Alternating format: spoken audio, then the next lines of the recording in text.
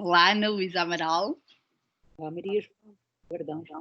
E olá a todos e a todas que se juntam a nós nesta conversa, com o mote de que falamos quando falamos de estranho, trazido para a conversa pela poeta, tradutora, professora, para sintetizar uma vida e obra enormes, imensas, e que, graças a esta pandemia, também devemos alguma coisa a esta pandemia, está connosco e não está entre o furor e o fulgor de William Shakespeare, o seminário que tem estado a orientar no Teatro Nacional da Ana Maria II, mas está também, está connosco e havemos de estar com Lear e Macbeth e tanto Shakespeare ainda nesta conversa, não é?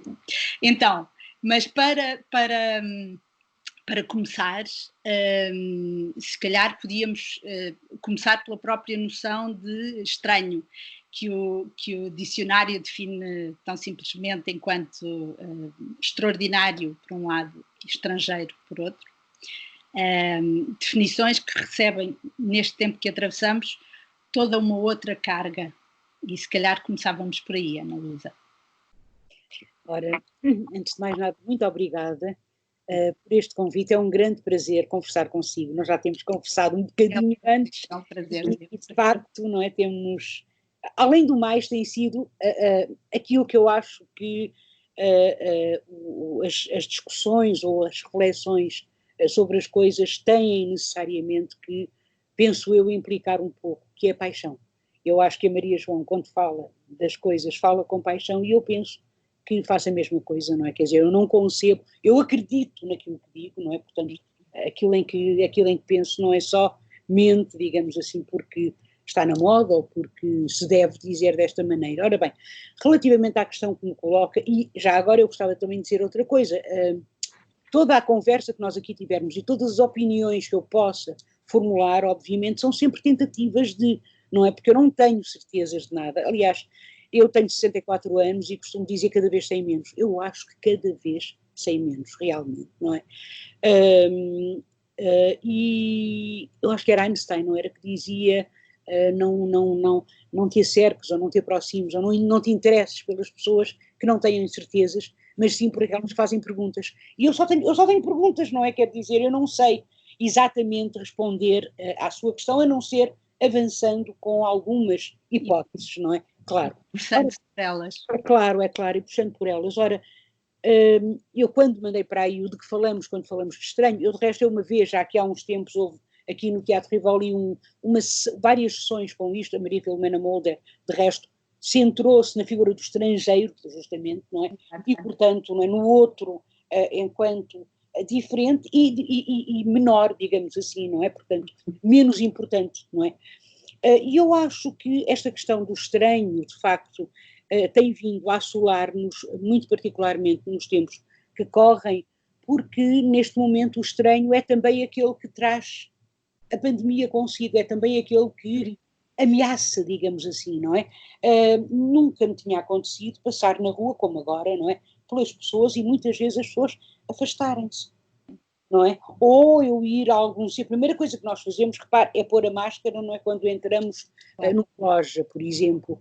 E essa nova normalidade tão anormal, não é? Quer dizer, é muito, muito complexo, é muito complicado, não é? Porque é como se o outro surgisse, o outro já não é, o outro pode ser o vizinho, o outro pode ser o familiar, o outro pode ser o amigo, quando realmente o outro não era este, normalmente, não é? O outro era o diferente. Aliás, há aquela expressão, a célebre expressão, a gente vai, e de facto a gente era nós, a nossa tribo, a minha tribo, o meu grupozinho, digamos assim. E os outros até podem ser comidos, não é? Até podem ser caçados, não é? E comidos, isto naturalmente se nós recuarmos, não é? A momentos lá para trás, que de facto depois, Maria João, infelizmente, eu às vezes penso, o que nos diferencia é a cultura, é esta capa de cultura que temos, não é? E ainda bem. é a cultura, são as leis. Há um filme maravilhoso. Eu posso falar à vontade, não é? Pode falar, claro, com certeza. Isto é uma conversa, só estamos aqui nós. Outro dia estava a pensar num filme fantástico, que eu não sei se viu, A Man for All Seasons, que é sobre a vida de Thomas More, Sir Thomas More ou Saint Thomas More, consoante a perspectiva, obviamente. E ele, a determinada altura, diz isto para explicar porque é que não concorda, porque é que não subscreve, digamos assim, não é tanto concordar ou discordar, porque ele nunca chega a dizer que discorda, porque é que não subscreve o divórcio de Henrique VIII. Ele, a determinado momento, diz: este país, que é a Inglaterra, está construído sobre uma teia de leis, e são as leis que nos seguram. E eu, de alguma forma, compreendo isto, quer dizer, porque é que é tão importante a legislação, por exemplo, porque é que neste momento nos Estados Unidos, há 2 dias, aliás foi ontem, penso eu, foi tão importante, não é? Aquela legislação, finalmente, não é? Finalmente as pessoas do mesmo sexo, os homossexuais, LGBT e transexuais também, não podem ser despedidos. E veja como aquilo criou uma onda de protestos imensa nos Estados Unidos, não é? E quem é que... Ora bem, e essa onda de protestos, obviamente, é criada ou vem de onde? Vem de que lado? Vem daqueles que estão, que habitam, por assim dizer, a casa da, entre aspas, normalidade. Sim. Não é? E os normais. Diga? E da democracia. Exato, mas quer dizer, os que se consideram normais, por assim dizer, os que se consideram os que fazem parte do discurso dominante. Porquê? Porque olham os outros como os diferentes, os que ofendem, não é? E aqui estamos a falar de sexualidades. A gente até podia pensar, já que estamos a falar de sexualidades, pensar um bocadinho na palavra queer, por exemplo, não é? Porque queer significa justamente estranho, não é? A palavra, era isso, se vir um filme, sei lá, dos anos 60 ou dos anos 50, quantas vezes, não é? Não aparece, oh, it's a very queer guy, ou então, this is a queer express. A palavra queer, o adjetivo queer, entra somente com o sentido de estranho. Vai ser só com a chamada, não é? Vai ser só com os movimentos de minorias sexuais, não é? E com o célebre slogan We're here, we're queer, get used to it, não é? Portanto, a apropriação da palavra queer, estranho, e nessa espécie de apropriação também da diferença, digamos assim, não é? Nessa afirmação da diferença enquanto algo que não é menor. É, com certeza, o black is beautiful, claro que sim, não é? Pronto. Ora bem, então, o que eu quero, eu se calhar derivei demasiado. Não. Há vários caminhos. Há vários caminhos. Há sempre muitos caminhos. Agora, o que eu acho que é mais assustador naquilo, o que eu acho que é mais assustador, não. O que eu acho que é também assustador, igualmente assustador, não é mais, porque o outro também assusta naturalmente, não é? Mas que é igualmente assustador, ou que é novo, penso eu talvez, é o facto de nós vermos, sei lá, ainda a semana passada eu estive com grandes amigos meus, a gente cumprimenta-se assim, com o cotovelo. Agora inventámos novas formas de cumprimento, não é? E eu pergunto, mas porquê é que nós tocamos com o cotovelo? Tocamos com o cotovelo porque nós somos mamíferos, nós somos animais que precisamos do toque uns dos outros. E de experimentar as coisas no corpo. E no corpo, não é? Nós somos corpo, eu sou corpo, não é? Agora, o outro existe, com certeza, a Maria João está aí, no fundo, é o outro. Eu só sou eu porque há um outro. Claro. Maria João só é Maria João porque há outros na sua vida. E esses outros são as pessoas que vivem consigo e também os seus animais que aí estão, naturalmente. Que já se manifestaram e que vão continuar a manifestar-se. Ainda não se manifestou, mas há de o tempo, não é daqui a bocado ou quê, quando ouvir alguma coisa na escada, a Millie Dickinson, na cadela, vai manifestar-se também, com certeza, mas quer dizer, eu sou eu porque o outro existe, porque senão não havia eu. Claro. Aliás, esta história do outro, quem é o outro, esta história tem, como sabemos, na filosofia, na ética, na literatura, na psicologia, na psiquiatria, etc., um longuíssimo percurso, não é? Vem lá atrás, sei lá, tanta gente que trabalhou nisto, Husserl, a Levinas, não é? Quer dizer, falando, que eu sei que a Maria João gosta muito dele e eu também adoro Levinas, falando, o rosto do outro obriga-me, quer dizer, compromete-me. Eu tenho um compromisso perante o outro. Isto é uma coisa muito bonita, em que eu acredito plenamente. Por isso é que, por exemplo, mesmo esta coisa muitas vezes dos jovens dizem, mas eu não fico contaminado com o coronavírus, eu sou jovem. Sim, mas ele pode contaminar os mais velhos. Portanto, no fundo, são os outros, que é o outro também. E o sentimento de imunidade, tal como, aliás, o sentimento de impunidade, não é?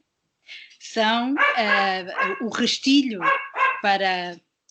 Cá está ele, cá está o Django a manifestar-se também, a estar na conversa.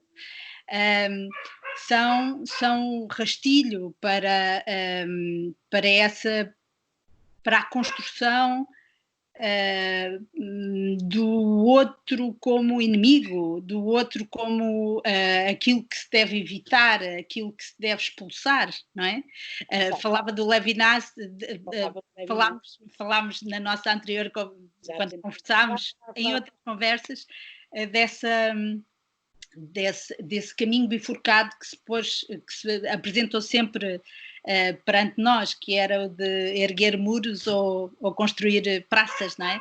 Para tem uma coisinha que diz isso, não é? To build a wall, not building a wall, but making a brick.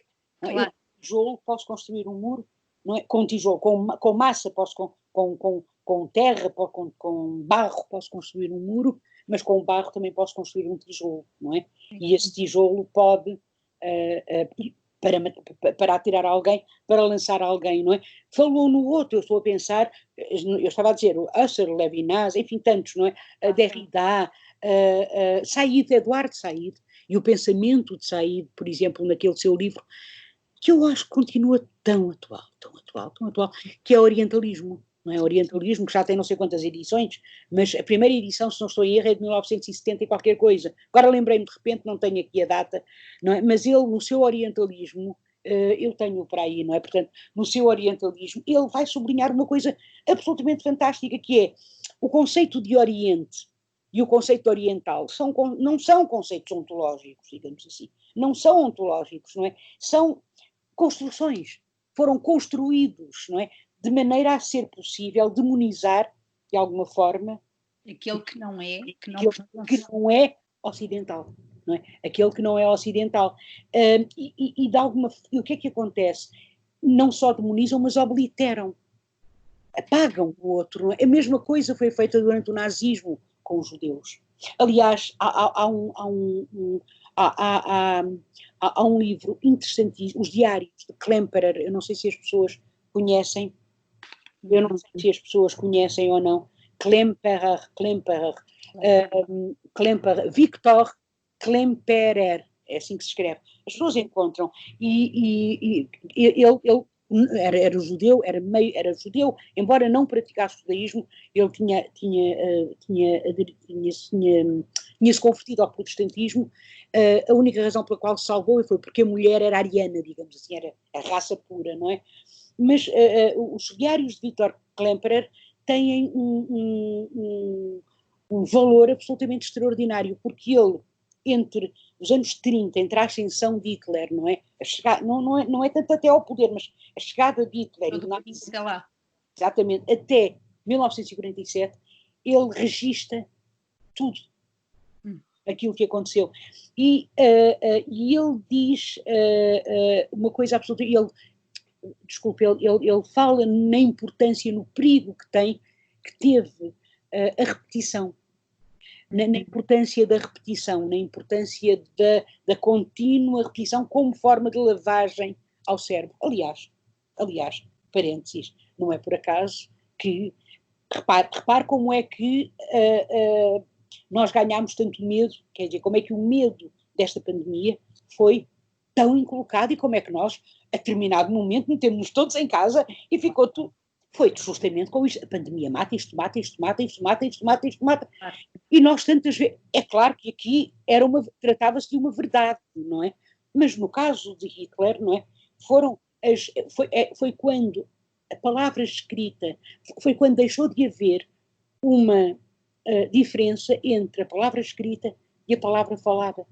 E então, que é uma coisa muito entre a linguagem escrita e a linguagem falada. E então o que havia era recitações. Recitar é isso, não é? É arengar também. E era isto, não é? Que os nazis... Ao contrário ao pensamento, não é? Ao pensamento crítico. Exato, tudo, ao contrário ao pensamento crítico.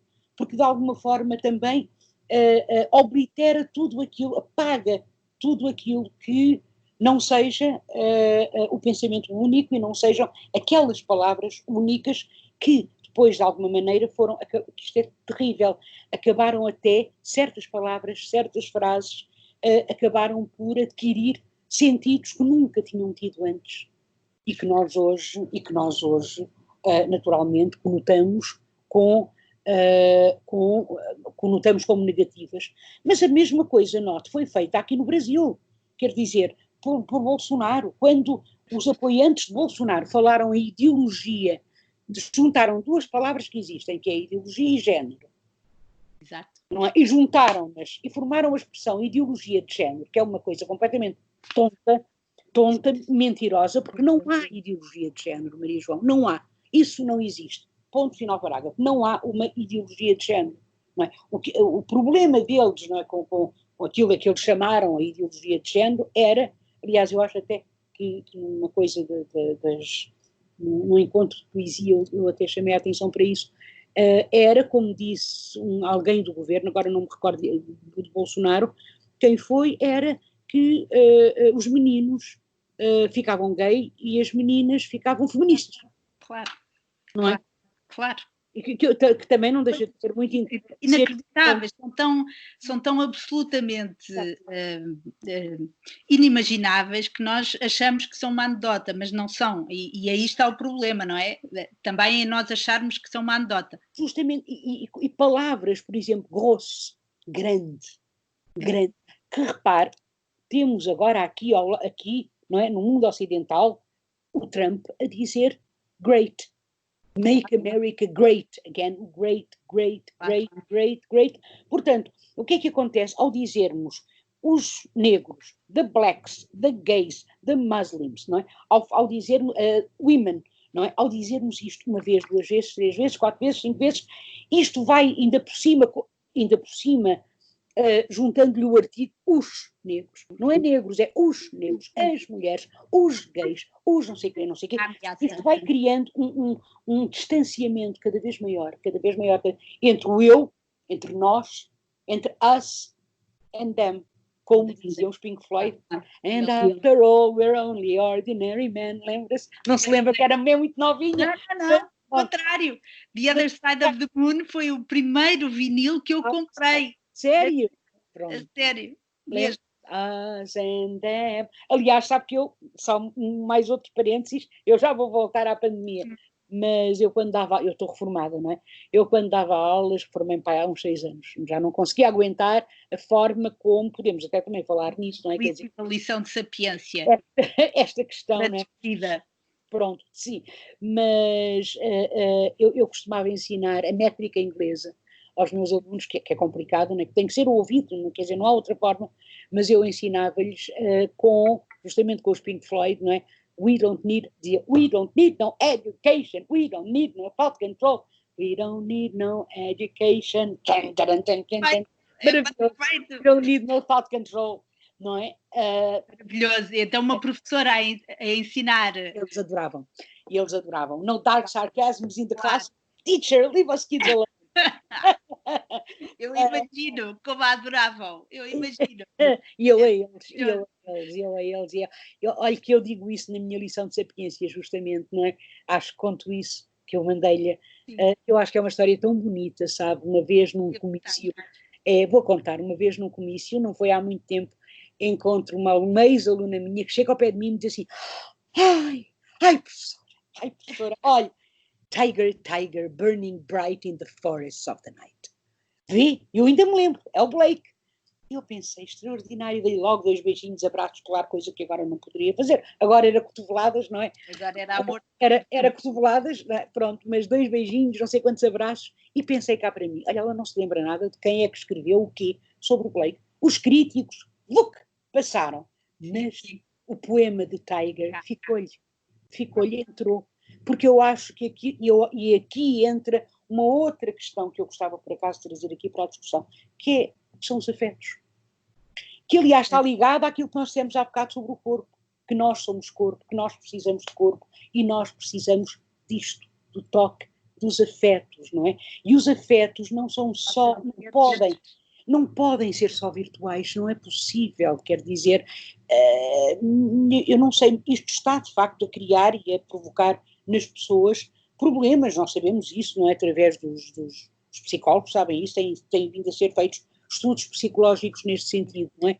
Portanto, os afetos, aquilo a que Spinoza chamava também, não é? A expansão das afecções. Spinoza falava na alegria, por exemplo, não é a alegria enlatada, não é aquela alegria dos concursos e do... Outro dia liguei à televisão uma coisa que chamava Quem Quer Casar com o Agricultor. Eu pensei, mas o que é que isto interessa, meu Deus? Mas pronto, bem, mas é assim, quem sou eu? Mais uma vez, eu digo isto e depois imediatamente digo, pronto, está bem, mas que direito tenho eu também ao mesmo tempo? Quer dizer, direito tenho, mas tem todo o direito de exercer o seu direito de, é claro, de ter coisas que a interessem na sua televisão, não é? Claro, mas pronto, não é a alegria enlatada de que ele fala, não é? É outra alegria, é a alegria que eu uma vez falei nisso a propósito das Novas Cartas Portuguesas, esse enorme livro, escrita em 1972 por Maria Teresa Horta, Maria Isabel Barreno e Maria Velho da Costa. Infelizmente perdemos as últimas duas, não é? Portanto, a Maria Isabel Barreno já há uns anos, que tem eu por acaso, já que estou aqui, gostava de recomendar às pessoas, não deixem de ler um grande livro, que é um ensaio que ela escreveu, que é A Morte da Mãe. Se ainda o encontrarem, é um grande ensaio. Sim, A Morte da Mãe. Mas Novas Cartas Portuguesas, em que a determinado momento se lê assim, diz-me uma palavra alta e eu hei de parir a alegria de um povo. Isto é lindíssimo, não é? Porque, repare, isto é escrito antes do 25 de Abril, não é? Diz-me, portanto, ainda durante o fascismo, diz-me uma palavra alta, mas o que é uma palavra alta? Não há palavras altas e palavras baixas, ou se calhar há. Uma palavra alta será liberdade, uma palavra alta será amor, uma palavra alta será solidariedade. Para mim, essas são palavras altas, não é? Então, diz-me uma palavra alta e eu hei de parir a alegria de um povo. E isto é desta alegria, julgo eu, que falava Spinoza, não é? Portanto, voltando atrás, rewind, e vamos lá para o outro, não é? Do início e da pandemia e tal.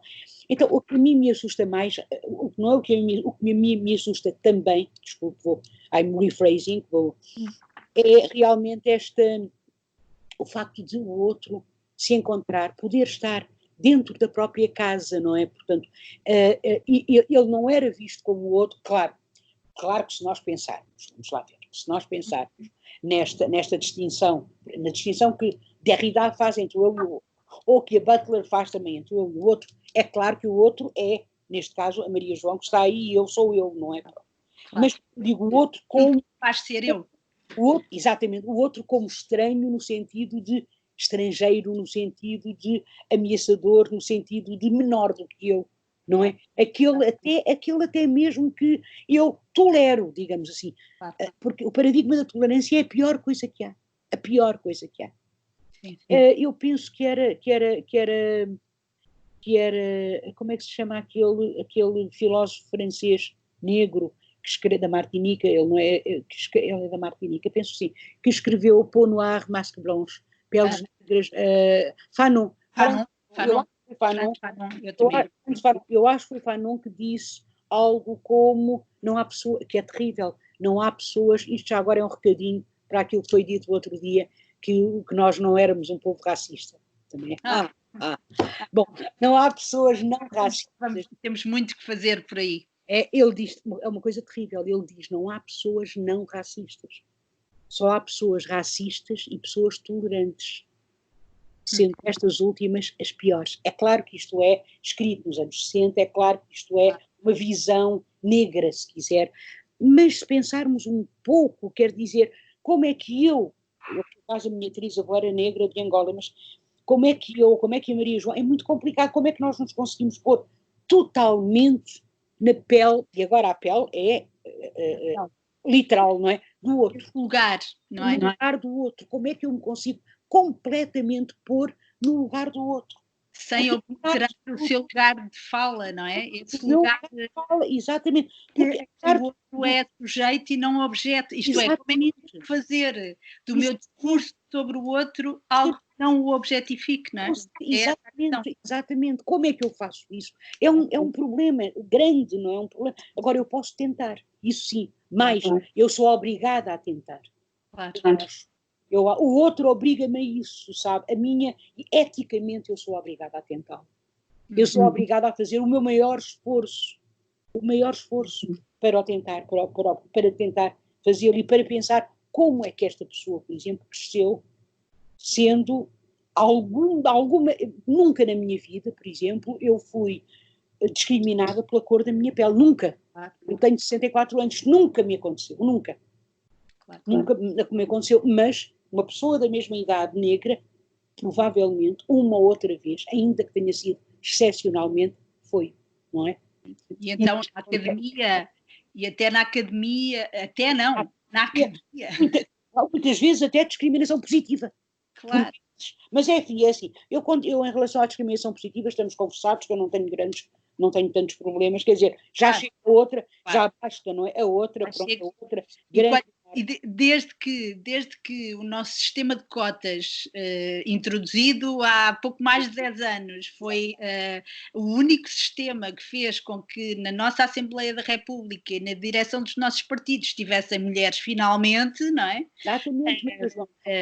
Não, é isso mesmo que diz. O sistema de cotas dá um baile. Porque as pessoas dizem, o sistema de cotas, não sei o quê, isso é um disparate, porque as pessoas devem valer pela sua competência. Eu pergunto, mas quais são? A primeira pergunta é, mas qual é a bitola da competência? Claro. Primeiro, o que é a competência? Pronto. Quem é que a define? Quem é que a define, exatamente. O sistema.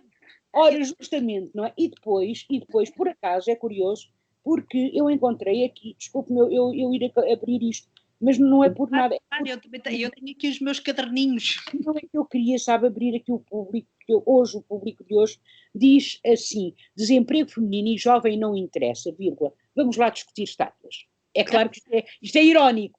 Claro. Pois é, Maria João Marques, que é economista, e ela diz, estes parecem factos mais graves e urgentes que uns gatafunhos desenhados em estátuas. Mas já viu em algum lado esta discussão? Eu não vi, diz ela. E então, o que é aqui dito? Que em Portugal, neste momento, 90% dos empregos destruídos pela resposta à Covid foram empregos de mulheres. 90%. Eu não sabia. 90%. Eu sou feminista e trabalho com... Eu não sabia. Claro. 90%. Isto está no público de hoje. Não é? Portanto, o que ela diz é, pois está bem, as estátuas e tal, mas e isto? 90%. É um número avassalador. Avassalador, quer dizer, e nós dizemos, mas isso já não interessa, mas não sei o quê, isso não interessa, essas coisas não sei o quê, não é? As cotas, mas para quê? Porque aquela célebre equação negritude, casos negros, independência e revolução, quer dizer, essa célebre equação que diz, sim, mas tem que haver um momento, digamos assim, em que depois será ultrapassado, que eu acho que as cotas, se tudo correr bem na história da humanidade... Certeza. Haverá um dia em que não são necessárias. O que é certo é que elas são necessárias ainda, não é? Claro. Elas foram fundamentais durante o governo Lula e o governo Dilma para fazer com que jovens negros e negras entrassem nas faculdades, nas universidades. Finalmente acesso a... Com certeza, não é? Porque não é só dizer, podem votar. Não. Mas e o resto? E a cultura? Não é? E a educação? E o acesso a essas coisas? Portanto, isto é absolutamente fundamental por alguma razão. Uma grande, grande poeta americana que morreu em... Meu Deus, o tempo passa cada vez mais... Para mim, não é? Quanto mais... Ainda me lembro quando era criança e as tardes que mais passavam. Agora é um instante, não é? É um instante. Eu acho que é 2006 ou 2007, Adrienne Rich, uma grande poeta norte-americana, escreve um livro de ensaios, um belo livro, está aqui, chamado Blood, Bread and Poetry. É um belo, são ensaios, Blood, Bread and Poetry, em que ela mistura, claro, o pão, a necessidade de pão, a necessidade, o sangue funciona aqui metaforicamente, é claro, quer relativamente àquele que foi derramado, quer relativamente àquele que nos corre nas veias, não é? E que é igual em todos. Claro. Há sangue azul ou menos verde ou mais... É todo vermelhinho, não é? Sangramos todos. Exatamente, sangramos todos, não é? E o sangue é todo da mesma cor, não há sangue diferente. E poesia. E como ela que é, eu já agora aconselho as pessoas, não sei, não se posso dizer estas coisas, não é? Claro, com assistência. Sugestões. Eu sugeria, por exemplo, que procurassem um belo, está todo na internet. Aliás, duas coisas que eu sugiro que procurem na internet. Um é um texto muito pequenino, eu tenho um grupinho de escrita criativa com quem eu falei ontem com eles. Um texto muito pequenino de uma poeta, uma escritora, desculpem, ela é sobretudo romancista, tem alguma poesia, mas pouca. Ursula Le Guin. Ursula Le Guin, e o texto chama-se She Unnames Them. Ela desnomeia-os, que é a história de Eva. Eva, a determinado momento, aborrece-se com aquilo tudo e diz assim, vou tirar os nomes a estas criaturas todas. Então, tira os nomes às criaturas, os nomes que foi Adão que deu, não é? Aos animais todos da Terra. É esse texto pequenino, e depois é um outro texto que é de Adrienne Rich, que é uma carta que ela escreve para o Los Angeles Times, desculpe, explicando a sua recusa em aceitar a National Medal for the Arts. Ora, a National Medal for the Arts é o galardão mais elevado que os Estados Unidos conferem ao escritor. E estávamos na altura de Clinton, imagine se era na altura de Trump. Portanto, ela ataca ferozmente. Trump ela não recebia, certamente. Claro que não. Mas em Clinton ela diz, o nosso país caiu, já não é democracia, isto já não é democracia. Aliás,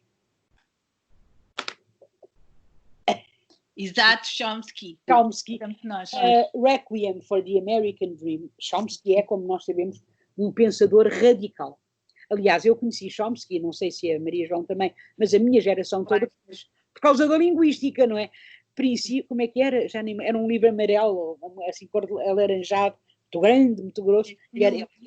Semióticas. As semióticas, princípios de linguística, não, esse princípio de linguística já é do Saussure, não é dele. Bem, não me lembro como é que se chamava. Mas foi por aí que eu conheci o Chomsky. Agora, Chomsky é um enorme, um imenso, uma pessoa encantadora, mas é mesmo encantadora. Eu sei porque eu escrevi-lhe um e-mail e ele respondeu, uma pessoa maravilhosa. E é um radicalão, não é? Mas um pensamento impecável, não é? Puro, e é uma pessoa simples. Sabe o que eu acho, Maria João? Acho que as pessoas grandes, todas as pessoas grandes que eu conheço, pensar no nosso Eduardo Lourenço também, por exemplo, não são vaidosos, não são peneirentos, não são nada disso, são pessoas simples, pronto, são pessoas, não é? Eu acho, e sabem isso do sangue, que o sangue é igual. Mas então, Requiem for the American Dream, the 10 Principles of Concentration of Wealth and Power, não é? Pronto. Claro que ele está a falar da América, mas isto podia ser aplicado, eventualmente, até a outros países. Está na minha lista.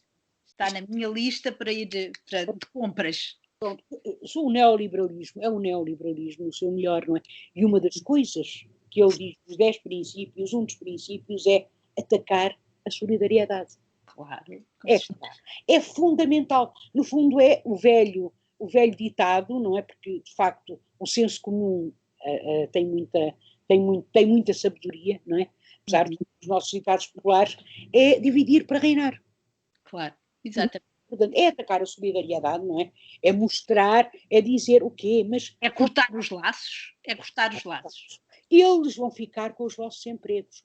Claro. Esses mexicanos que para aí vêm vão violar as vossas... Não é dito, não é tão forte, mas é isto, não é? Mas é isto que quero dizer. Aliás, há uma filósofa e ativista, e creio eu até que deputada brasileira, se não é já foi, mas creio que sim, creio que é. Márcia Tiburi, que tem uma coisa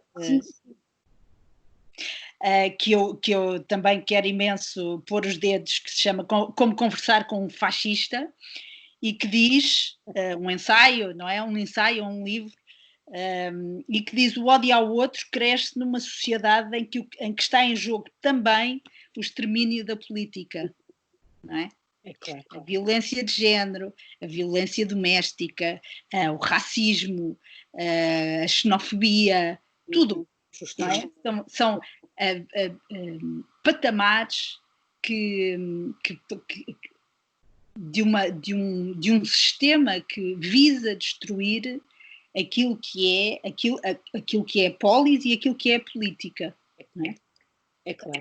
E visa destruir, claro, e portanto visa destruir a multiplicidade, não é? Claro. E é a favor, obviamente, não é de um pensamento único, não, aliás, a grande ameaça das ditaduras é precisamente isso, não é? É precisamente essa, não é? É a multiplicidade, é até a multiplicidade na linguagem, não é? É a polissemia na linguagem, é a capacidade que a linguagem tem de abarcar mundos, não é? De criar mundos diferentes. Estudo. Aliás, falávamos... Porque é que os pobres poetas são presos? Os desgraçados dos poetas que não têm mais nada a não ser uma caneta ou um lápis e vão para a prisão. Quer dizer, não é? Porque é que a poesia é perigosa? Porque a poesia chama também, porque a palavra é o instrumento mais letal e o instrumento, acho eu, que nós temos, e o instrumento também mais redentor que nós temos. Claro, com a palavra pode destruir. Libertação. Exatamente. Repare como se pode destruir alguém com palavras. Pode-se destruir literalmente. Não literalmente, não, mas podemos sim levar a pessoa ao suicídio, é claro, não é? Eu dou sempre este exemplo aos meus alunos: se disser a uma criança, tu és estúpida, e se repetir isto a uma criança, a criança convence-se de que é estúpida e irá ser estúpida. Com certeza. Não é? Portanto, como era Dickinson, tem um poema lindíssimo que diz: There is a word which bears a sword, can pierce an armed man. Há uma palavra que empunha uma espada, pode trespassar um homem armado. Exatamente. E há palavras... Cesarini, há palavras pungentes, palavras com punhais, não é? Exatamente, não é? Quer dizer, são como um cristal, o Eugênio de Andrade, são como um cristal, as palavras, quer dizer, a questão das palavras é absolutamente fundamental. Ora, claro. Shakespeare sabe isto tão bem, não é? Sim. Tão bem. Mas há bocado, falávamos o outro dia naquela peça absolutamente maravilhosa que é Cloud9, traduzida por meu grande amigo, o meu maior amigo, que infelizmente morreu, Paulo Eduardo Carvalho, traduzida como Sétimo Céu, não é? Que é uma peça extraordinária, porque é uma peça sobre políticas sexuais, é uma peça que eu recomendo. Eu não sei se as pessoas arranjam, se calhar já não arranjam, já não se arranja. Não sei se é possível, foi levada à cena pela Escola de Mulheres, ou pela Ana Luísa. Há uns fragmentozinhos no YouTube. Pequenos fragmentos no YouTube. É uma peça absolutamente... 2008, creio, 2007 ou 2008, que foi encenada. A peça é de 78 ou 79. 79. Mas talvez falando um pouco sobre ela e sobre esses dois atos extraordinários. Os dois atos são maravilhosos, porque o primeiro ato é passado na Inglaterra vitoriana, não é? E é passado num sítio, num lugar, numa colónia inglesa, pronto, não é? E o segundo ato é passado nos anos 70, e são as mesmas personagens, só que interpretadas de maneiras diferentes, ou seja, Clive, que é o personagem principal, agora não vou aqui pôr a dizer todas as... Mas quero dizer, eles são, por exemplo, há um personagem que é masculino e que é interpretado por uma mulher. A filha é uma boneca no primeiro ato e no segundo ato é uma atriz, não é? Portanto, é já uma figura, digamos, de carne e osso. Ou seja, a questão das identidades, não é? Portanto, a troca de identidades. Sim. E a questão, como disse, das sexualidades, das políticas sexuais, não é? E até mesmo questões como a homossexualidade é abordada, a transexualidade é abordada, a bissexualidade é abordada, a guerra é abordada. porque aparece, no fim, há uma pequenina fala de um soldado, que é uma fala muito curtinha, que é uma fala em que só tem, o Paulo, aliás, traduziu essa cena maravilhosamente, porque é uma cena, talvez, não chega a uma página, mas a palavra que mais, eu diria até, na mesma linha a palavra aparece 4 vezes, que é o fucking. Então it's fucking good, fucking não sei o que, fucking, sempre, sempre, sempre. E é claro que em português ele não podia traduzir, não é pela tradução literal, não é? Se foder ou qualquer coisa assim, ou fodido, não dá. Então ele põe a porra do não sei quantos. Eu lembro-me muito bem do Paulo Tomás, opá, diz-me mais palavras que eu já não sei o que é que pôr mais na fala do soldado, que é uma fala muito curtinha. É uma peça absolutamente maravilhosa, mas nesta peça, a certa altura, a Betty, que é a mulher que no primeiro ato, a mulher de Clive, não é?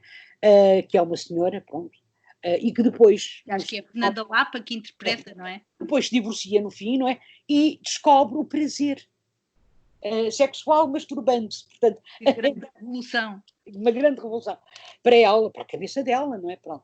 A determinado momento ela diz assim, but if there isn't a right way to do things, you have to invent one.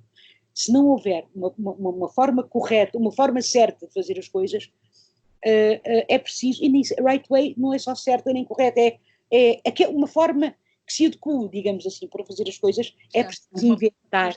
E eu acho que esta questão da invenção, era aqui que eu queria chegar, é absolutamente fundamental. E isto assusta as ditaduras, a invenção, o poder de invenção que nós temos todos, nós seres humanos, mas que nós vamos cortando até às crianças, não é? Coitadinhos, chegam à escola e fazem assim, não é? O Vitorino Mésio tem um poema tão lindo, que é O Menino Desenha. Começa assim, o pólen do seu lápis cai nas flores maltratadas. Está a ver os desenhos de uma criança que fazem assim uns corpos assim, não é? E o poema acaba, não sei o que, de quem o avô disse, é um pepino, sem se lembrar que o artista podia ficar magoado. É um poema lindíssimo, mas o avô disse, isso é para o menino, olha que isso é um pepino, não está bem. Nós estamos continuamente a corrigir, não é? A cortar, normalizar, Claro. normalizar, não é? Portanto, ora, a invenção, a imaginação, de facto, isto opõe-se por completo às ditaduras, ao pensamento único, não é? Ao pensamento único, por isso é que é tão importante realmente nós, e por isso é que nós temos isto era porque é que eu falei no pensamento único, agora perdi. Porque vínhamos da Churchill e estávamos a falar, antes disso, já vinha atrás, já foi um fio de conversa que vamos retomar certamente, mas vem certamente também deste lugar de fala que cada vez mais são conquistados pela extrema-direita, não é? Que agora têm um lugar de fala na democracia, no sistema democrático, no Parlamento. Exatamente. Não é? Bem, a última foi, como nós todos sabemos, o André Ventura a perguntar ao nosso primeiro-ministro, mas não me diga que os ciganos não causam problemas. Qual é a sua posição quanto aos ciganos? Eu vivi o 25 de Abril. O 25 de Abril, fui para a rua, enfim, eu sou, não é, tinha 17 anos, no 18 anos, na altura do 25 de Abril, e durante muitos anos, até há coisa de uns 7 anos, talvez, as pessoas não diziam que eram de direita, Maria João. Podiam ser, mas não diziam, tinham vergonha, sabe? Havia um pudor em se dizer eu sou de direita, como agora não, as pessoas agora até parece que fazem alguma... Que é algo, enfim, isto é dito até de uma forma um bocadinho ufana, não é? Sim, porque eu sou de direita, não é?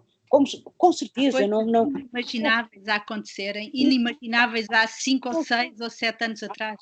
Sim, é claro, porque se nós formos pensar, por exemplo, eu vou falar, não tem mal nenhum falar em política em nomes, foi não? Não, aqui não, estamos a conversar, pronto. Por exemplo, se nós pensarmos... O que é que fala o Shakespeare? Exatamente, que é... Porque se nós compararmos o que acontece nos Estados Unidos, o governo norte-americano, não é? E o sistema norte-americano, os democratas são o nosso Passos Coelho. O Partido Democrata é o equivalente E então agora com o Joe Biden, ao passo escolho. O partido os republicanos, o Trump é o André Ventura. Sim. Não é? E o único que é PS seria o Sanders. Sim. E não há Partido Comunista, porque o Partido Comunista é proibido nos Estados Unidos. Pronto, pura e simplesmente, nem há cá bloco de esquerda, isso muito menos, não é? Portanto, não deixa de ser curioso. Agora, realmente, isto é novo, é em democracia dizerem-se, não é? Dentro da democracia todas estas manifestações de ódio, não é? De profundo ódio, de discriminação, etc., surgirem e emergirem. E então, para mim, sabe, o que mais me assusta, isto sim, e o que mais me entristece e me aterroriza até, é pensar, porque de facto vamos para o princípio, não é? Como a cultura é uma pelezinha, não é? Que tudo, era como se tudo estivesse, sabe, num nível, numa camada, digamos, como um subsolo, não é? Portanto, numa camada escondida que agora se regou, digamos assim, uma camada de terra que agora se regou e as sementes estavam lá. Porque é que um livro como, de que eu falei na altura, ninguém falava nele, mas agora até está à venda por aí, muito à venda, A Peste, do Albert Camus. Porque é que a peste, o que é que diz Camus na Peste? É isso, não é? Portanto, o bacilo está lá.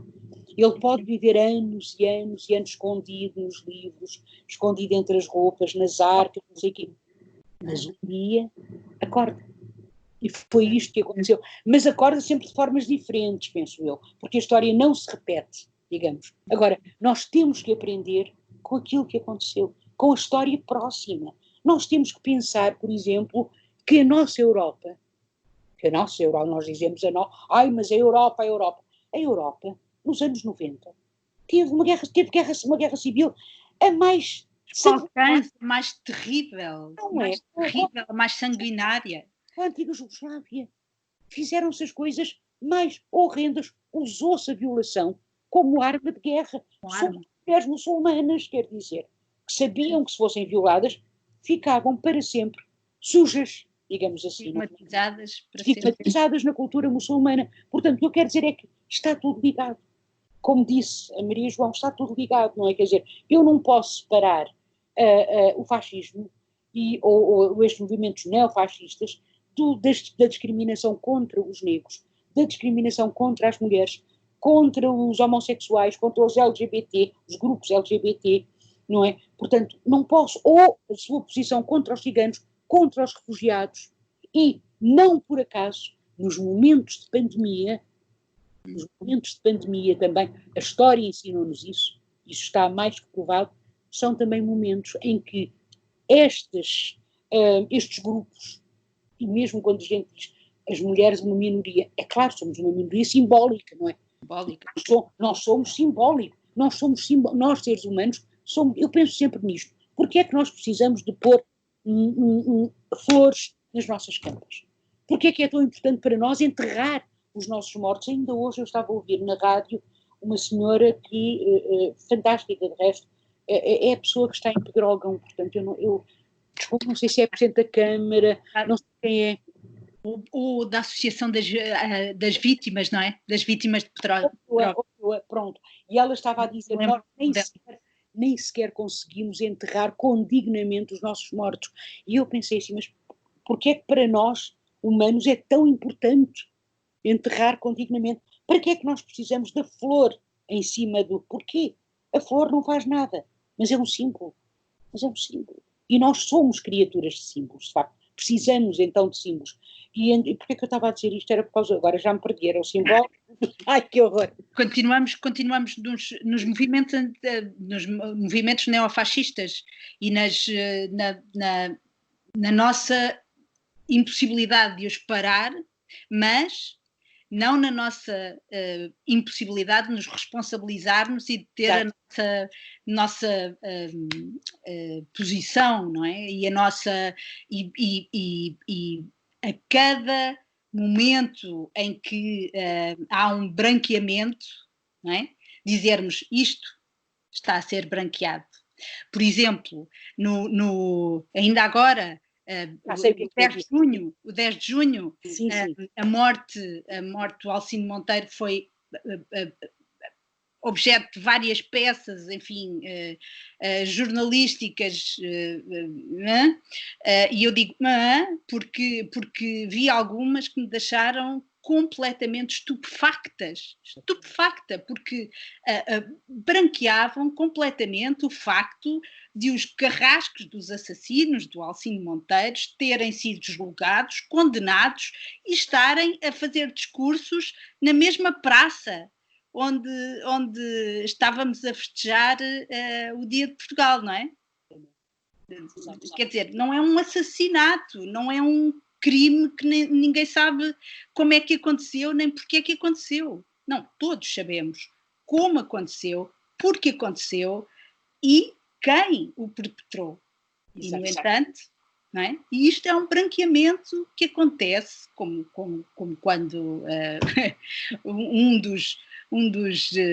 desses criminosos é entrevistado em horário nobre da televisão, ou, enfim, cada uma destas coisas nós temos a responsabilidade de não as deixar passar e de as sublinharmos e de as discutirmos e de as trazermos à praça pública, não é? Exatamente. Aliás, os meios de comunicação, a meu ver, têm bastante responsabilidade naquilo que está a acontecer relativamente ao Chega, ao Partido Chega.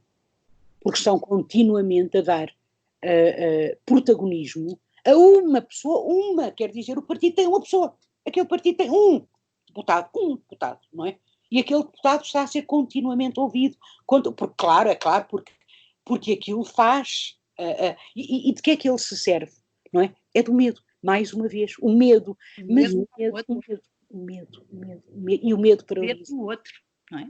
Medo do outro, mais uma vez, não é? O medo do outro, o medo do cigano, o medo do negro, o medo daquele que vem aí, os refugiados que vêm para aí e vão tirar-nos o emprego. Foi assim que ganha aqui as eleições, foi assim que o Brexit entrou e foi votado e foi apoiado na Inglaterra.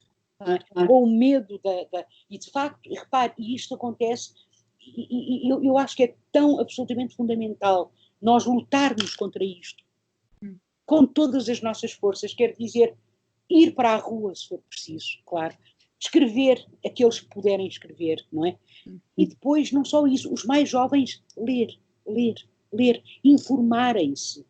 Com cultura e com arte. Claro. E pensamos, por exemplo, eu tenho muita pena não ter dado Shakespeare só dei 2, não é? Portanto, dei Romeu e Julieta e O Mercador de Veneza, que é uma peça absolutamente extraordinária, mas eu ia para Macbeth. Aliás, eu quando vos mandei aquele e-mail a dizer que estranho e tal, Macbeth matou o tempo, eu acho que Macbeth é uma peça tão atual, porque é uma peça absolutamente atual, é uma peça também sobre a ambição. Aliás, Shakespeare, como ninguém, tratou de todas as emoções humanas, todas. Nós temos um tratado sobre o ciúme com Otelo, como eu não conheço mais nenhum. Claro. Não é? E é a ambição pura de Macbeth, não é? Que faz com que, e repare, é muito interessante até porque nós às vezes falamos... Ricardo III vemos aí? Diga. E quantos Ricardos III vemos? Quantos Ricardos III vemos aí, exatamente. Infelizmente nem todos têm o fim de Ricardo III, mas enfim, não é? Claro. Bem bom, mas pronto. Andarem aí a dizer my horse, a kingdom for a horse, não é? Mas no caso de Macbeth, eu acho que eu tenho alguma dificuldade em formular isto, porque quando nós falamos, por exemplo, no nazismo, não é? E nesse período tão negro da nossa história, tão perto, não é? Não é tão distante assim, tão próximo ao fim e ao cabo, geralmente associamos-lhe o mal, não é? Mal como às vezes com maiúscula, outras vezes. Eu também já tive aqui algumas interferências, não faz mal. Nós estamos em Skype. Como é que isto funciona, se funciona, e depois envio. Não sei o que aconteceu, Maria João. deve ter sido Mas não, foi um poltergeist que apareceu aqui. Não faz mal. Continuamos. Mas continuamos, mas não desgravou. Não sei se gravou, mas pronto, se estiver gravado, também está. Não está gravado. Continuamos. Está bem. Não há problema. Está bem. Isto é uma conversa, portanto, se nós claro. café, certamente que haveria aqui vários de outras pessoas e outras vozes, não é? Portanto, vamos pensar que estamos no café do Dona Maria. Quando pensamos em Macbeth, pensamos de facto, ou quando pensamos, desculpa, em Hitler, não é? No nazismo, muitas vezes associamos esta ideia de mal, não é? É como se realmente, agora uma notazinha, uma pequenina nota de rodapé, eu acredito profundamente que os gestos de solidariedade e de bondade, a palavra bondade é uma palavra que já não se usa, mas eu continuo a usá-la porque acho que é uma palavra muito bonita e é uma palavra que, além disso, é muito necessária, é um conceito para mim que é muito necessário e que existe entre as pessoas, não é? Eu acho que os gestos de bondade se replicam, os nossos gestos, os nossos gestos e as nossas palavras têm consequências. Os ingleses têm aquela coisa belíssima do pay it forward. Exatamente, não é? Portanto, têm sempre consequências as nossas palavras e os nossos gestos. Então, eu não tenho dúvidas nenhumas que os gestos de bondade que nós fazemos, ou de delicadeza até, de gentileza, eu gosto da palavra gentil, que nós temos com os outros, normalmente, nem sempre, mas normalmente, têm uma retribuição, se quiser, entre aspas, na mesma moeda. Quer dizer, o meu pai, quando eu andava a fazer as minhas, naquela altura podia-se andar com um encartado, não é, para treinar um bocadinho, para tirar a carta, não é, portanto, e além das lições, não é, além das lições, e o meu pai disse uma coisa muito bonita uma vez, disse-me assim, minha querida filha, que ele tratava por minha filha ou minha querida filha, quando há um stop, quando tu vês um stop do lado direito, para-se sempre, deixa-se passar sempre um carro, porque se deixar passar um carro, o trânsito flui, e isto é verdade, se toda a gente, Maria João, fizesse isto, deixar passar um carro, se todos nós deixássemos passar um na vida, eu acho que o trânsito fluía realmente, não é? Ao passo que o contrário também é verdadeiro. Eu acho que se criou uma espécie de corrente de mal naqueles anos, naqueles horríveis anos 40 na Europa, não é? E na Europa e no mundo, porque a guerra foi mundial, como ela se chamou, não é? Portanto, alargou-se ao mundo. E é muito interessante porque, de alguma forma, a palavra, e de facto a mentira, as mentiras contínuas de que ele se serviu nos seus discursos, não é? Ele e os seus apaniguados, de que eles se serviram nos seus discursos, eram também, iam de encontro à noção de equívoco, que é uma palavra, não é? Criavam o equívoco. O judeu é a figura, o judeu é avarento, o judeu fica com o nosso dinheiro. O judeu rouba-nos, é um ladrão. E isto depois entrou nas pessoas, não é? Entrou nos alemães, não é? Tão repetido. Aliás, já agora, outra nota pequenina de rodapé, há um filme maravilhoso chamado Lora. Acho que é Lora. L-O-R-E. É um filme absolutamente extraordinário, porque geralmente não se vê que é já passado, no finalzinho da guerra, e é sobre a família, os filhos. Ela é a rapaguinha, tem pai uns 13 anos, e depois tem 3 ou 4 irmãos mais pequeninos, e são filhos de um alto oficial nazi. E eles fogem, os pais fogem, e ela tem que atravessar a Alemanha de uma ponta à outra, ir para a casa da avó. E o que é interessante é ver, do ponto de vista, geralmente, a nossa visão que nós temos é do ponto de vista dos judeus, não é? Das vítimas do nazismo. Aqui, não é? É dos algozes. Dos algozes, dos filhos dos algozes, não é? E a determinado momento, há um momento em que um dos pequeninos, 3 anos e meio, diz assim, há um bebê ainda. Ele diz que ela leva aquela gente toda, e ele diz à irmã, mas o Führer vem nos salvar, não vem? E ela diz, vem, Claro, portanto, não há sequer dúvidas sobre a omnipotência do Führer, não é? E Führer, hoje a palavra Führer tem um determinado sentido. Ora, Führer não tinha esse sentido horrendo que adquire, não é? Sobre Hitler e sobre o nazismo.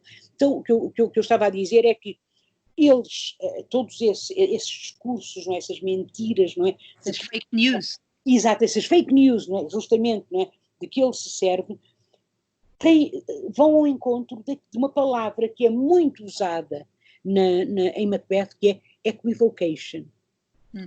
Que de resto é uma palavra usada também na Bíblia. O Satanás, o demónio, é o pai da mentira. Pai da mentira. Isto não está em Macbeth, não é? Mas é o pai da mentira, não é? E como sabe, não é? Há o maior pecado. Nós temos os pecados mortais, não é? Portanto, e claro que eles são 7, não é? Mas há uns mais graves do que outros, não é?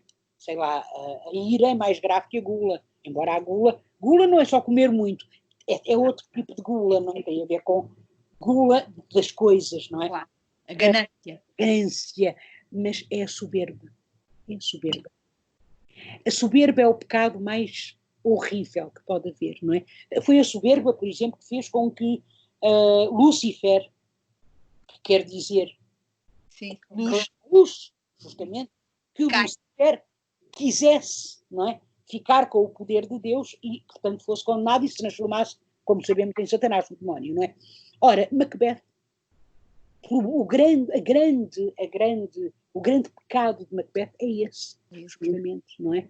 É esse, justamente. O que é que fazem as bruxas? Mentem, não é? Mas mentem-lhe dizendo-lhe coisas que parecem verdades, mas que não são verdades. Não é? Portanto, são os equívocos, digamos assim. Então, Macbeth vai entrando e vai se deixando cada vez mais enterrar nessa rede, nessa terrível rede de equívocos em que ele próprio vai acreditando e chega a um momento, isto é absolutamente maravilhoso, quando ele finalmente mata Duncan, finalmente, enfim, não é finalmente, é no segundo ato, mas pronto, quando ele mata depois da morte de Duncan, não é? E ele repara que ele está a matar o rei, e está a matar aquele que o protegeu, e está a matar, triplamente grave, um hóspede. Não se mata um hóspede. Ora, o outro é o contrário do hóspede. Claro. Já viu? O outro é o contrário do hóspede. Agora lembrei-me, não é? Realmente o outro, o refugiado, não é o hóspede. Não é? Nós não dizemos vem, és bem-vindo. Não, coitados, não é? Mandamos barcos para os expulsarem, não é? Mandamos de volta outra vez para os seus países em guerra. O hóspede não. O hóspede é aquele que é bem-vindo na nossa casa. Ora, Duncan foi bem-vindo no castelo de Macbeth e foi morto por ele. Portanto, há de facto ali o homicídio é triplamente grave, não é? E Macbeth, todas as fronteiras, não é? Exatamente. Por isso é que Macbeth tem, exatamente, ele ultrapassa tudo. Macbeth não consegue a graça do arrependimento. Não consegue a graça do arrependimento. Percebe? Porque o remorso é uma coisa e arrependimento é outra. Nem ele nem a mulher. E então ficam ali num loop de tempo. Ela, pior ainda, naquele loop, que é o momento em que, porque foi ela que o incentivou, em que lavou as mãos. Por isso é que ela repete todas as noites o gesto de lavar as mãos. É como um filme de ficção científica, aqueles filmes que a gente vê, que chega sempre àquele momento e volta outra vez àquela altura. E há um momento fantástico em que é dita Macbeth matou o tempo. É estranho isto, não é? Mas é maravilhoso também, porque de facto é o tempo que ele mata, é o tempo com as suas... E vamos chegar à pandemia. Eu acho, esta minha reflexão, eu acho que sim. Estou aqui para parte assim, fazer bonecos, olha, as notas com estas. Vamos chegar à pandemia. Não posso esquecer-me, espero. Que eu estava a pensar, exatamente, Macbeth matou o tempo, não é?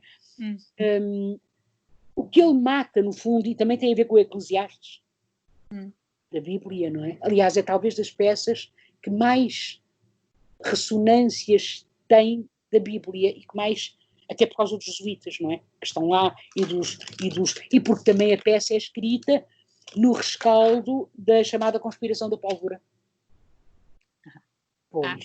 Pois, não é? Dos católicos que dão cá. E porquê? E onde é que a peça é passada? Aonde é que é? Na Escócia. E de onde é que vem já em primeiro? Da Escócia. Então é preciso mostrar que a Escócia, e quem é que vem salvar a Escócia? Os ingleses.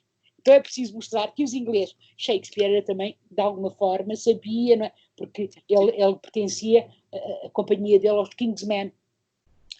Eram protegidos do rei Jaime I, não é? Pronto. Portanto, mas isso é muito interessante. E que é para não me perder. É que se não perco-me, vou já buscar outra coisa e perco-me. E não me quero, não, é que não quero perder esta ideia aqui do Macbeth. Macbeth matou o tempo. O Eclesiastes, não é?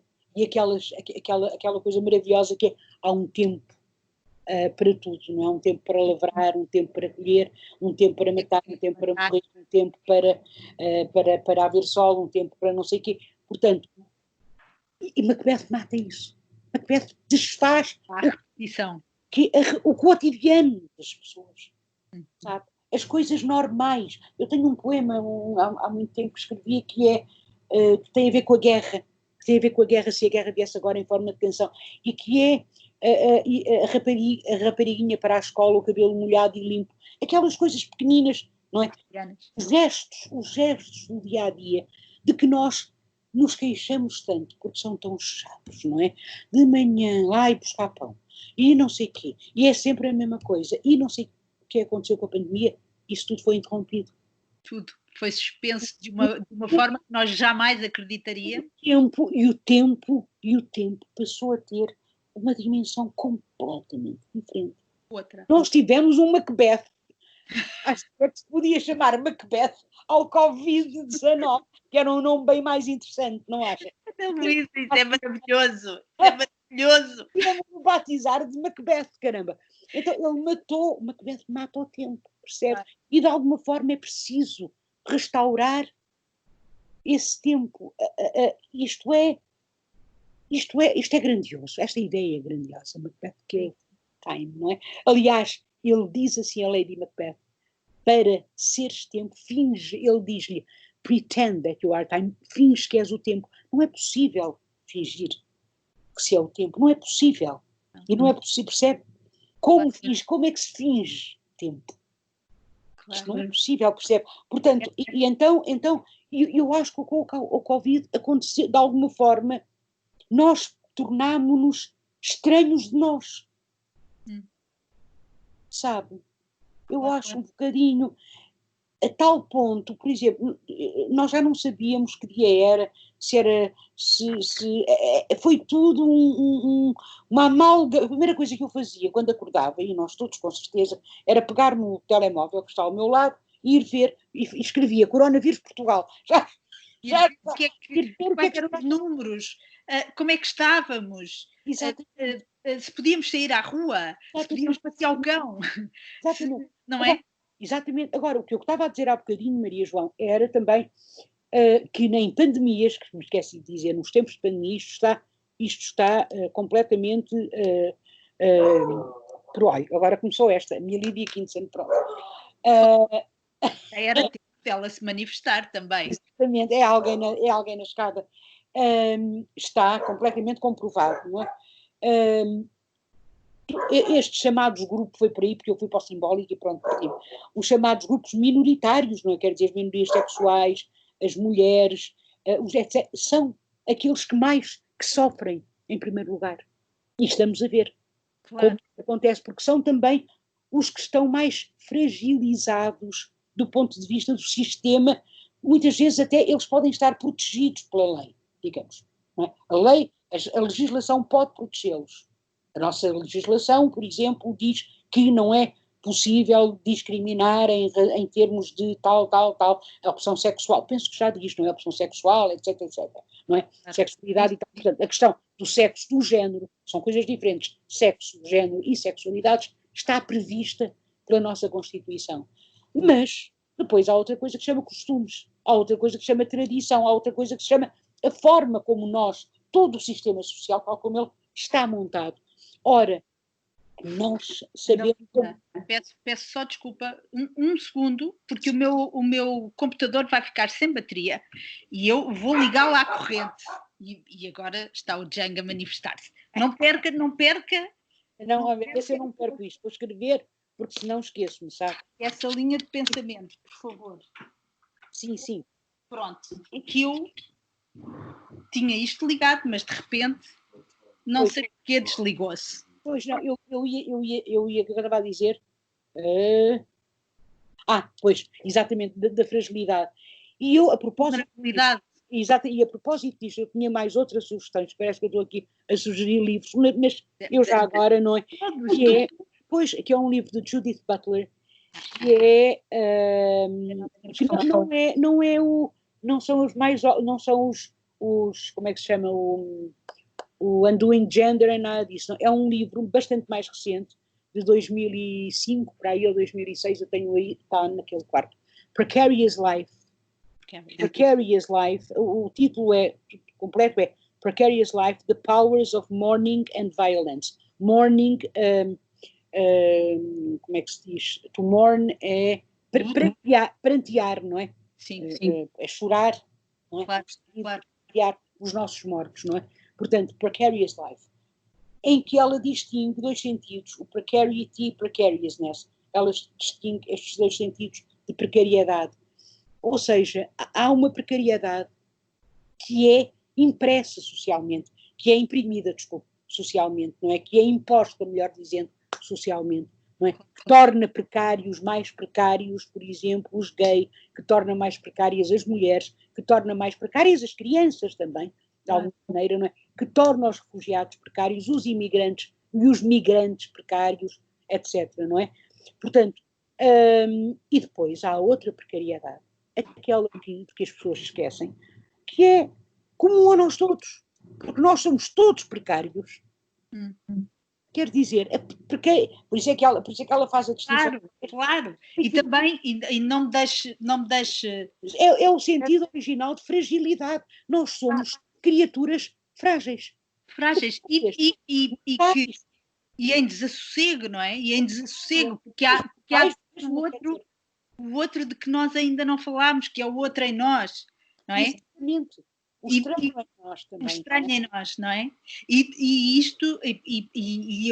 isto faz-me lembrar daquilo que também já falámos noutras conversas, da responsabilidade do artista, tal como fala dela o James Baldwin. Sim, James Baldwin, eu sei. Claro. Sim, claro, com certeza. Esta conversa, não é? O estranho em nós é muito interessante, não é? Isso, agora lembrei-me de outra coisa, mas perdi, pronto. Sim, não, mas tem toda a razão, é claro, porque a precariedade pode levar a dois caminhos, pode levar à comunicação com o outro, ou seja, Maria João é precária como eu, se cair agora de um segundo andar, provavelmente parte uma perna e eu também, não é? Isso é assim, o sentido mais denotativo de precariedade, não é? Mas depois somos todos precários, tal como somos todos. De alguma forma, uns mais, outros menos, mas somos todos imigrantes. Com certeza. Essa treta do imigrante, quer dizer, de onde é que nós viemos? Porquê é que nós somos todos diferentes? Porquê é que há uns olhos azuis, outros morenos?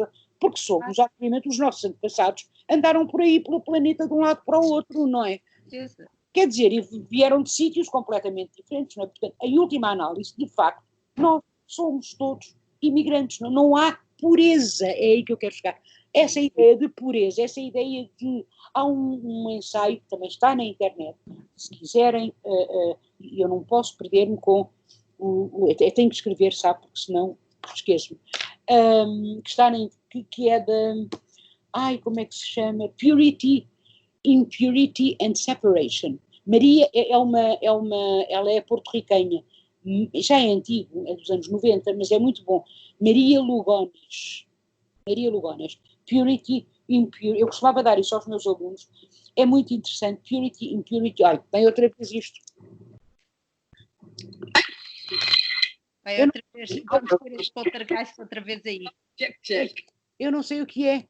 É uma coisa que se liga e contra a nossa vontade. Então está bem. Desliga-se pela nossa vontade. A gente desligou, pronto. Purity, Impurity and Separation, em que ela começa assim. Voy a empezar en español y en la cocina. I'm going to start in Spanish and in the kitchen. Usa as duas línguas, o espanhol e o inglês. E usa a imagem de um ovo. E diz, vou partir um ovo. Agora, vou partir um ovo, separar a gema da clara. Mas eu consigo mesmo separar. E se entrar um bocadinho pequenino de gema na clara, o que é que acontece? E é todo um ensaio em torno da questão da miscigenação, da impureza. E é uma ode, se quiser, à impureza, às impurezas. Todos impuros, não há nada puro. Claro. Não há nada puro, não é? Puro não existe. A hierarquia e a hierarquia das palavras somos nós que a construímos, não é? Isto é, que o mestiço seja algo que é de alguma maneira inferiorizado na linguagem, só o é porque está num sistema construído por nós. É claro, é o que diz sair do orientalismo. Com certeza. Foi preciso construir, justamente, não é? Mas, portanto, então pode levar, ou, como eu dizia, esta noção de precariedade, segundo Butler, pode levar ou à comunicação com o outro, ou à partilha dos afetos, digamos assim, ou à desumanização do outro. Claro. Então, eu considero o outro. Então, precário tem um sentido profundamente negativo, digamos assim, ou melhor, ele é, quer dizer, eu nem sequer digo ele é precário, eu faço o precário, eu torno o precário, e portanto ele fica à mercê, se quiser, não é? À mercê, que é uma coisa terrível. Ora, eu acho que no Covid, ao mesmo tempo, aconteceu uma coisa curiosa, porque eu acho que as coisas também, nós somos esta coisa estranha, não é? Dizia o Pascal, glória e cloaca do universo, não é? Do ser humano. Uma coisa um bocadinho estranha, não é? Mas aconteceu uma coisa também curiosa, eu acho, em que as pessoas, algumas pessoas também, ou a maior parte das pessoas, eu acho, depois também se compenetraram da importância que era proteger os outros. Sim. Não é? Eu acho que isso também aconteceu. Acho que aconteceu isso com os nossos médicos, por exemplo, não é?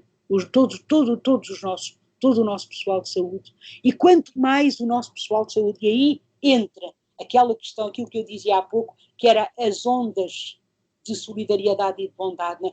Quanto mais nós dizíamos maravilhosos, mais maravilhosos eles eram, é claro, porque se disser a alguém, tu és fantástico, a pessoa começa a ser fantástica, a pessoa já é fantástica, percebe? E o poder do simbólico, o poder das manifestações das palmas batidas nas janelas. A abertura ao outro, ou seja, o que é que aconteceu? As caixas solidárias. Exatamente. Do país se foram espalhando, não é? Precisamente, mas foi como se depois tivesse surgido uma outra figura dentro do Covid, uma outra figura de outro, uma outra figura de precariedade, que foi o idoso. Certo. Não é? Foi o idoso. E é curioso também, porque o idoso despertou duas reações, não é? Ou é como nós vamos, quer dizer, eu já sou um bocado, não é? Mas pronto, eu não me sinto, mas enfim, como nós, para um mais jovem, a minha filha, por exemplo, tem 35 anos, não é? Quer dizer, como ela virá a ser, porque de facto é uma condição comum a nós todos, e então criaram-se esta espécie de onda de solidariedade para com os idosos, mesmo nos prédios, não é? As pessoas a dizerem, se quiser eu vou ao supermercado buscar coisas, os mais jovens, não é? Fizeram isto.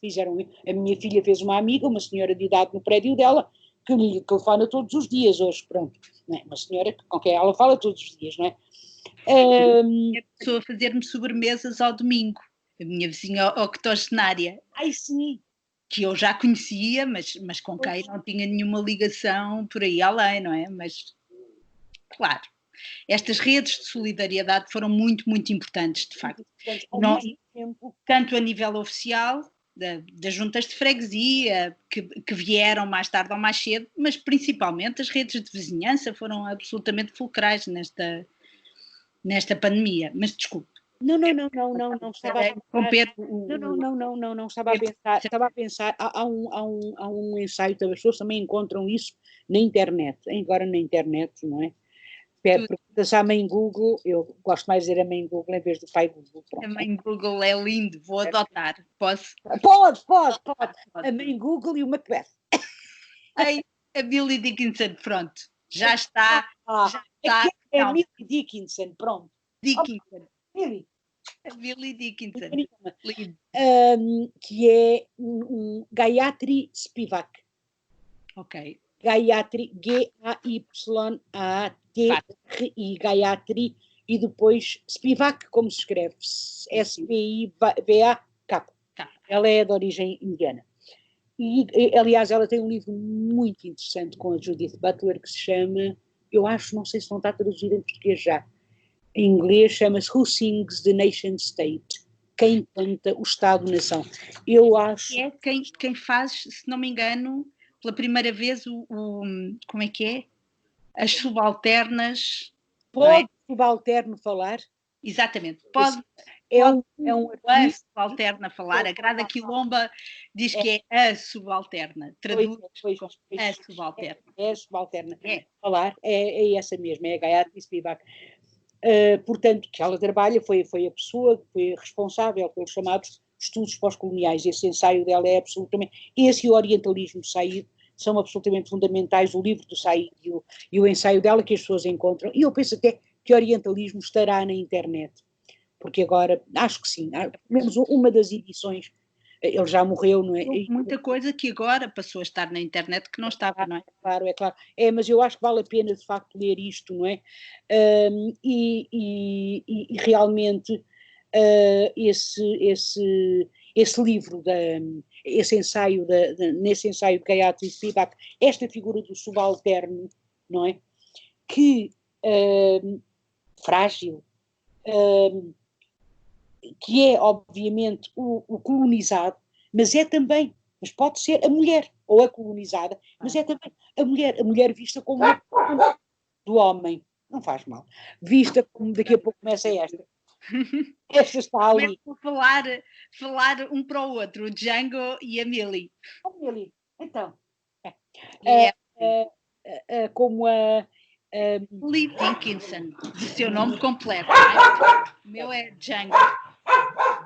É nas novas cartas portuguesas que se lê assim: quando o burguês se revolta contra o rei, ou quando o colono se revolta contra o império, é apenas um chefe ou um governo que eles atacam. Tudo o resto fica intacto. Os seus negócios, as suas propriedades, as suas famílias, os seus lugares entre amigos e conhecidos, os seus prazeres. Se a mulher se revolta contra o homem, nada fica intacto. Para a mulher, o chefe, a política, o negócio, a propriedade, o lugar, o prazer, só existem através do homem. Isto é terrível, portanto, é uma... Mas é realmente, quer dizer, é este livro onde a determinada altura se pergunta, se diz assim, se acusa, aliás, como é que é, as mulheres na Arábia Saudita são apedrejadas de morte por adultério. É um livro de 72. Isso acontece agora. Agora, neste momento, isto acontece. Claro. Sabe? Portanto, ora, Shakespeare sabia, por exemplo, uma peça que eu quero, eu vou voltar para o ano que vem, não é? Ao Teatro Nacional da Ana Maria. Nós queremos. Volte. Mas vamos dar uma peça maravilhosa, que é uma peça muito até pouco considerada, um bocadinho que eu acho que é extraordinário, que se chama The Taming of the Shrew, o Amansar da Fera. Claro. Ora, como é que aquilo acaba? Aquilo acaba com um discurso de Caterina a dizer: põe a tua mão debaixo, put your hand under your husband's foot. Claro. Put your hand. Mas aquilo, sabe como é? Mas é tão excessivo, que aquilo, obviamente, que tem que ser, e que tem que ser, a mensagem tem que ser exatamente o oposto. Aliás, não é por acaso que a peça começa, posso falar um bocadinho da peça rapidamente? The Taming of the Shrew é muito engraçado porque não começa com, geralmente corta-se essa parte nas representações, essa primeira parte que é uma espécie de introdução, um introito tem um nome, agora de repente esqueci. Bem, não. Lá dentro vou agora buscar. Muito pequenina, começa assim. Começa com um bêbado, um homem bêbado, que se chama, embriagado, que se chama Sly, não é por acaso que ele se chama Sly, não é? Quer dizer, ínvio na melange e tal, exatamente. Sly, que está completamente bêbado, à frente de uma taberna, caído no chão. Passa um fidalgo, olha para ele e pega nele e leva-o para o seu palácio, o castelo, pronto. E veste-o como se ele fosse um fidalgo. Quando ele acorda, diz, mas quem sou eu? E ele diz, tu és um fidalgo. Eu não sou nada, és um fidalgo, és um fidalgo, és um fidalgo, és um fidalgo. E tanto lhe diz, és um fidalgo, que ele se convence que é um fidalgo. E como se isto não chegasse, dá-lhe uma jovem, uma senhora, a lady, vem para o pé dele, senta-se ao lado dele, que é, naturalmente, repare, um rapaz que interpreta, porque no tempo de Shakespeare eram só rapazes, não havia atrizes, não é mulheres, então senta-se ao lado do bêbado, que era miserável, mas que agora é um fidalgo, e que até começa a falar como um fidalgo. A linguagem, não é? Senta-se ao lado dele e ela diz assim... faz o monge, não é? Exatamente, o hábito faz o monge. Exatamente, o hábito faz o monge, justamente. E senta-se ao lado dele e diz-lhe, agora, senhor, vamos ver uma peça. E é assim, e então começa The Taming of the Shrew. Isto é fabuloso, está e nunca mais voltam, porque a peça acaba com o discurso de Catarina, ou seja, é uma peça dentro de uma peça. Ou seja, toda aquela submissão de Catarina é teatro. Claro. É a minha interpretação, pronto. Claro. Não tem que ser, mas é a minha interpretação, percebe? Eu acho que é interessantíssimo, não é? Porque depois é esta troca de identidades. E é também aquela pergunta que eu ainda tive tempo nas 2 sessões que dei de passar às pessoas que lá estiveram, que é o que é a identidade. Claro. A identidade, não é? Que é outra das grandes questões, não é? Das grandes questões, não é? Que é uma coisa que me interessa muito, né? Que trabalho com estudos feministas, estudos queer, etc. Não é? O que é a identidade? Porque se em Shakespeare, por exemplo, a Maria João tem repare, uma personagem masculina que se disfarça de feminina, de rapariga, não é? Uma personagem masculina que, por sua vez, ou melhor, vamos por ao contrário, uma personagem feminina que se disfarça de personagem masculina, de homem, exatamente. Por vez já era um homem. Por sua vez já era um homem, um rapaz. Imberbe, tem que ser imberbe. Pronto. Exatamente. E o que é que ele faz? E ele desperta a atenção, enquanto homem disfarçado, não é? De uma personagem feminina, uma rapariga, que se apaixona por ele. Sim, claro. Mas essa rapariga é essa que não é uma rapariga, porque não é um rapaz, na vida real, porque é um ator. Pronto, não interessa. E depois tudo é desfeito, depois tudo volta ao normal, porque a ordem é reposta sempre, nas peças clássicas, sempre, não é? Certo. De uma maneira ou de outra. Pode ser uma menos ordem, no Rei Lear é uma ordem um bocado atamancada, não é? Quer dizer, sobram só 3, só 2, aliás, não é? E digo atamancada porque é a tragédia mais trágica, passe a expressão do Shakespeare, não é? Mas quer dizer, então, mas afinal, a rapariga apaixonou-se por quem? Por um rapaz ou por uma rapariga? É uma rapariga, não é um rapaz. Então ela apaixonou-se porque o que é que nós somos? A roupa que trazemos. Os isabelinos bem sabiam, não era por acaso que eles se um criado fosse apanhado com a roupa do seu amo, era ou posto na prisão, muitas vezes morto até, não é? Complicado, não é complicado. Mas o que é que nós somos, não é? Afinal de contas, onde é que está, o que é isso da identidade? A identidade é uma miríade de coisas e eu prefiro acreditar. Porque eu acredito, não é? E prefiro acreditar, e acho que é muito mais belo acreditar num mundo em que todas as possibilidades existem, porque de facto todas as possibilidades, nós somos todos diferentes, Maria João, todos e todas, toda a gente, não há, mesmo nas árvores não têm 2 folhas iguais, como é que nós não a vemos, nós somos todos diferentes, a natureza é tão vasta, é tudo tão vasto. Então, não é muito mais belo acreditar justamente na multiplicidade, na diversidade, desde que não se fira os outros, desde que não se magoa os outros, desde que haja respeito pelo outro, não é? Pelos outros não menores do que eu. Então, esse paradigma da tolerância é a coisa pior que há. O paradigma deveria ser o da solidariedade. É isso que Boaventura Sousa Santos propõe e é esse realmente em que eu acredito. Solidariedade e responsabilidade. A responsabilidade, é isso mesmo. Estamos completamente juntas, Ana Luísa. Então, eu acho que acabámos, não acabámos, Maria? Eu acho que sim, apesar de tanto fio que fica solto nesta conversa para nós continuarmos. Sim, mas eu pergunto-lhes lá se eles querem mais, a gente faz outro. Acho maravilhoso este final e estou desejosa que ou a Ana Luísa possa vir a Lisboa ou eu possa ir ao Porto para nos encontrarmos finalmente e para darmos cabo desta coisa virtual. Vem aqui a Espinho, é? Vou. Está perto de mim, eu estou vivendo em Lessa. Então se calhar na próxima semana. De máscara. Pertinho, máscara.